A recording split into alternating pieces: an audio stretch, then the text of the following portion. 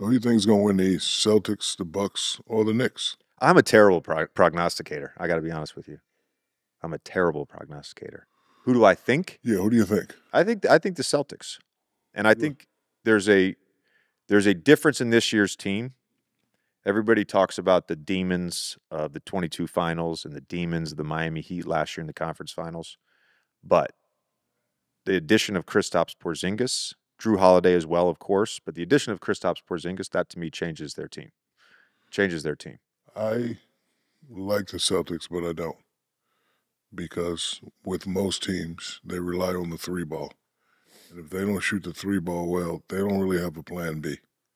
Like, I don't really see them going to that plan B. Listen, they've not shot the three ball well in a lot of games, and they still have that enough of a cushion to get the number one seed, but they scare me because I've seen many times when that three ball is not going, they don't have anything else to do. And Porzingis is very important. He played well the other night. He's going to have to average high double figures for them to get to the finals and win. The Bucks are very inconsistent. The Knicks are impressing me. Jalen Brunson hasn't been playing great, but I like the way the team relies on him. Like, the last 2 minutes, like, he wasn't really shooting well. And you know this because you're a go-to guy. It doesn't matter how, if you're on or not, when your team believes on you, they just keep coming to you.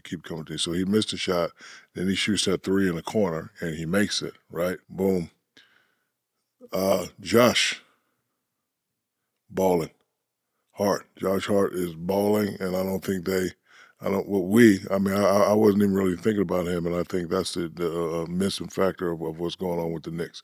Knicks are impressing me so far. I can't really tell who's going to come out the East yet. You say Celtics. I want to say Bucks. I wanted to say Philly, but I'm not sure. Philly certainly has the ability to win the East. Is Joel Embiid 100%? If he's not 100%, I'm not sold on them winning the East. If he's 100%, they have a great chance. So we have a segment that's sponsored by the General. It's all about breaking through. And I'm curious, we've seen this with young players in the playoffs.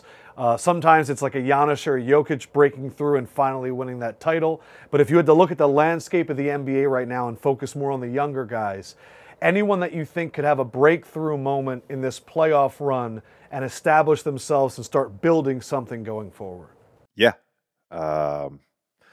Look, I think probably last year Jokic was the guy that broke through. You know, someone who had won regular season MVPs, gotten to the Western Conference Finals, you know, played a year without Jamal and without MPJ. So, like, I think we were hoping that there would be that breakthrough. I think this year the three guys that jump out are Ant, Shea, and Tatum. Those are the three guys to me. In the Western Conference with Ant and Shea, great regular seasons. Shea's an MVP candidate for sure. Ant, to me, is like, when we talk about like the next face of the NBA, like he could be that guy because you were writing down, right, about all the players, all the great players in the 90s. Like, he's got a lot of those qualities, man. He does. He's got a lot of those qualities. And then with Tatum, he's just been so close.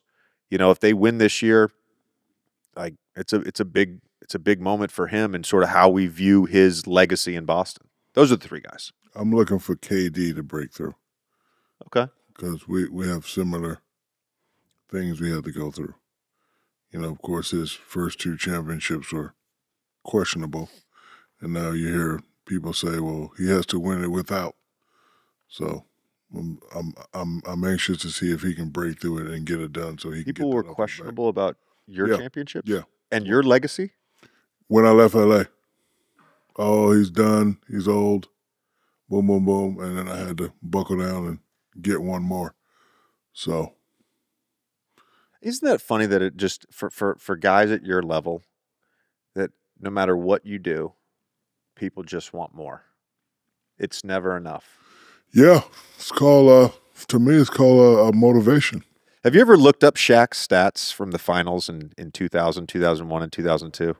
Yeah, because it was against my Sixers. And when you look, joke. It's like dude. 45 and 20. And man. you're like, this is disgusting. It's like what 35 and 18 for the finals. 39 and 17 for the finals. And this 32 and 16 for the finals. And that's one reason I hate when y'all throw around that D word. I don't throw it around, bro. Stop. You're right. I apologize. JJ, you have to understand, he's talking about white media people. And that's, I'm in the same, I'm in the same boat. But hey, hold on. Those numbers that you throw around with 4 on me.